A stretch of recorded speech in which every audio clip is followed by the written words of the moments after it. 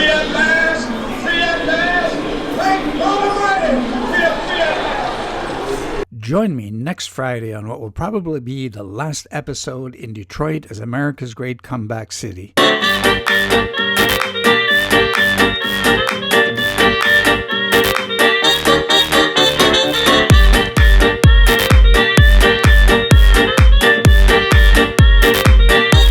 And hear that famous quote by Henry Ford in 1916, "We don't seem to be able to keep the profits down." Can you imagine the CEO of a company saying that today?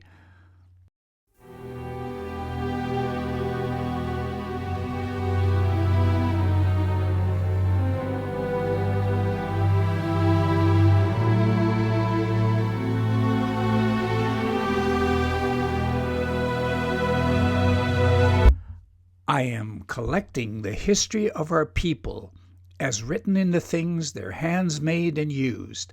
When we are through, we shall have reproduced American life as lived, and that, I think, is the best way of preserving at least a part of our history and tradition. Henry Ford. And that resulted in what is now known as the Henry Ford, the largest indoor-outdoor museum complex in the United States, and is visited by over 1.7 million people each year, listed in the National Register of Historic Places and appearing at the top of a list compiled by the New York Times of the 10 most fun museums in the world. 3 must-see attractions: the Henry Ford Museum of American Innovations, Greenfield Village, and the Ford Rouge Factory. Of those 3, in this vlog, I'm going to be keying on the Henry Ford Museum of American Innovations. My Detroit vlogs are just about coming to an end, and this is the first time I'm going outside the geographical area of Detroit. But on the other hand, this is in Dearborn, Michigan, which is only 11 miles west of downtown Detroit. Dearborn is the world headquarters for Ford, and they just dominate the landscape out there with so many of their facilities. That's why my vlogs 21 and 22 about Ford buying the Michigan Central Railway Station in Detroit was such a big deal. This was Ford's return to Detroit. You can do all 3 in one day, as I did, but you gotta pretty well hustle and move along. But anyway, this was what I did. I started my day by taking a tour of the Ford Rouge Factory, home of the best-selling vehicle in America, the Ford F-150 truck. Unfortunately, no cameras were allowed, so I have no evidence I was ever there. I then visited the subject of this vlog, the Henry Ford Museum of American Innovation, and it truly is an amazing place. My third stop was Greenfield Village. Wonderful Greenfield Village, where you feel like you've stepped back 50, 60, 70 years into Americana at its best. Among the wonders there is the Wright Brothers workshop, Thomas Edison's workshop, and so many other early Americana items.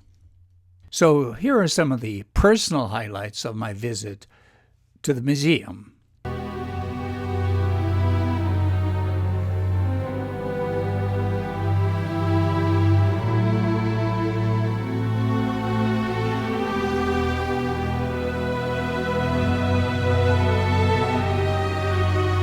I still remember the day, November 22nd, 1963, when I got a phone call from my best friend with some unbelievable news. And that, of course, is the assassination of President John F. Kennedy. And this is the car that he was riding in Dallas, Texas, at that fateful moment when he was assassinated. A moment that marked my generation, certainly. It was unbelievable.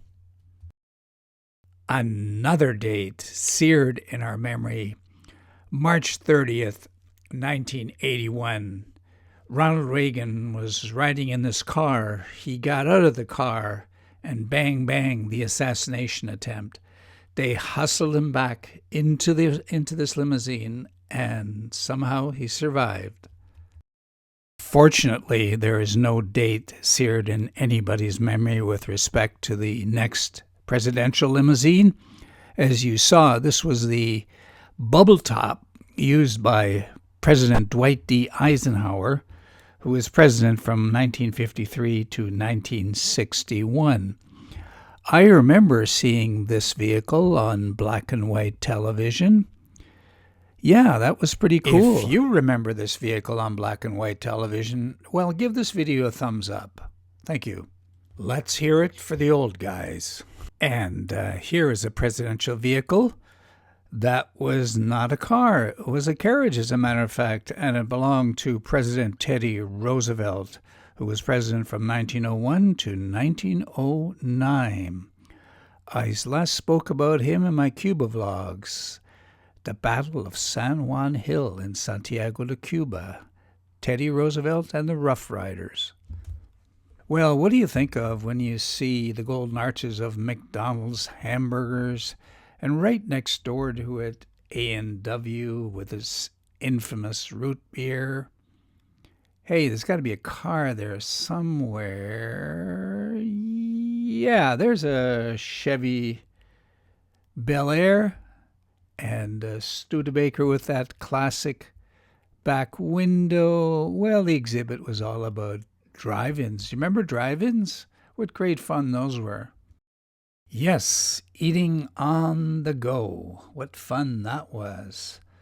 And yeah, right there, Big Boy. You remember Big Boy? Yeah, that was great. The great era of drive-ins.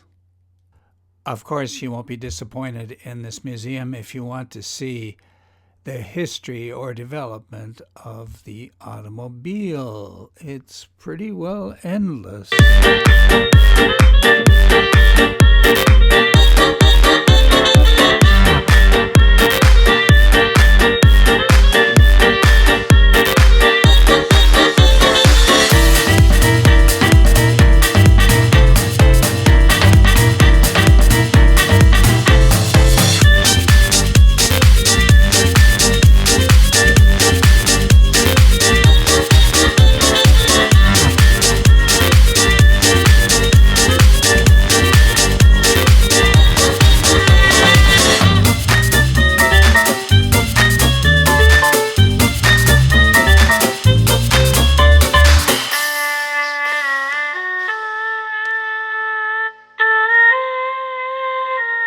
One of the reasons I went to the museum was to find out how I could build my own Model T, and sure enough, there it is. It's very simple. Let's see. 1, 2, 3, 4, 12 different steps on how to do it. Hey, that's a cinch. So at some point, I'm going to get started on this, and this is my model.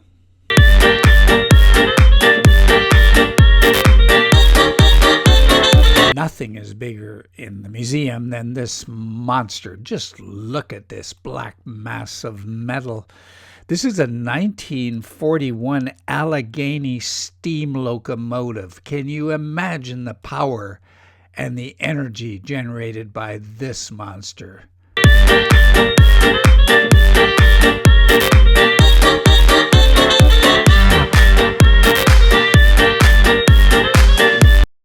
Another one bears the historic railroad name Chesapeake and Ohio. From Canadian Pacific Railways, a locomotive that has a snowplow in the front. How else do you get through the deep winters of the Canadian Rocky Mountains? Canadian Pacific Railway, very historic Canadian name.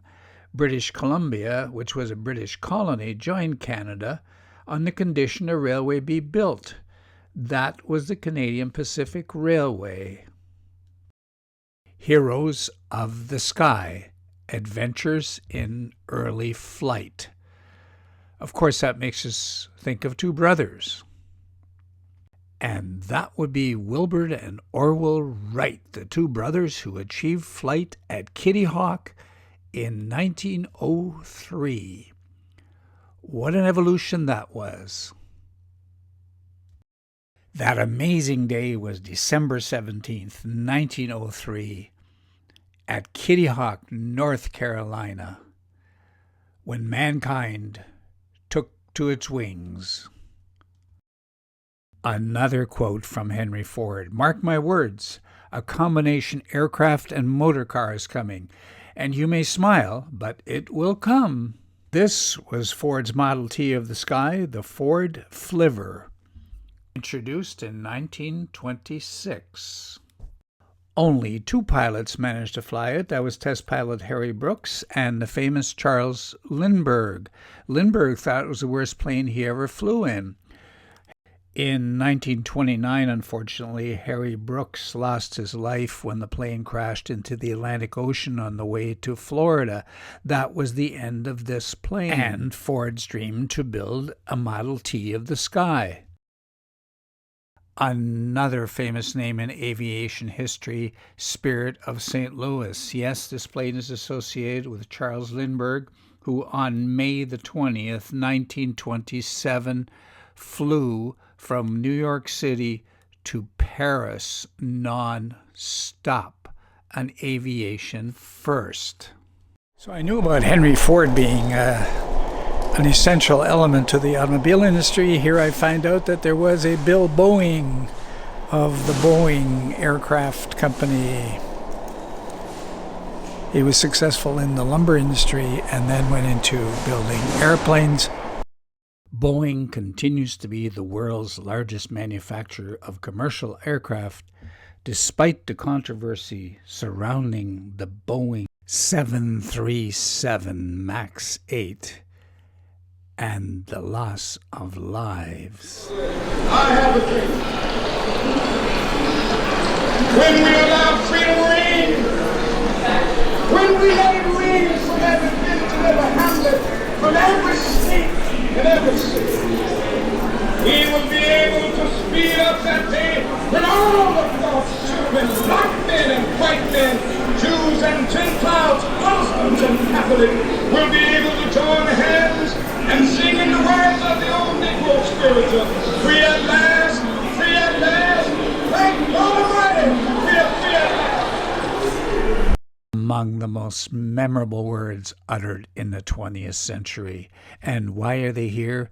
Because of a bus, this bus, marked Montgomery, Alabama city lines. Get up from there. Those were the words directed at Rosa Parks. 3 other African Americans had already gotten up and moved to the back of the bus, but Rosa Parks knew that she would face public humiliation, arrest, and possible threat to herself and her family, but she tired of giving in and simply refused to give up her seat. And the arrest resulted in a boycott of the Montgomery bus system for over a year before the law finally changed. She took this premeditated, courageous act on December 1st, 1955, and became known as the First Lady of Civil Rights and the Mother of the Freedom Movement. And another date that is seared in my memory is April the 4th, 1968. That, of course, was a day of assassination for Martin Luther King Jr. What a sad day that was. Join me next Friday on what will probably be the last episode in Detroit as America's great comeback city. If you made it this far, I'd appreciate a thumbs up and maybe a comment. Don't forget, even if you're subscribed, you need to click on the alert bell in order to get notification of the next vlog published every Friday.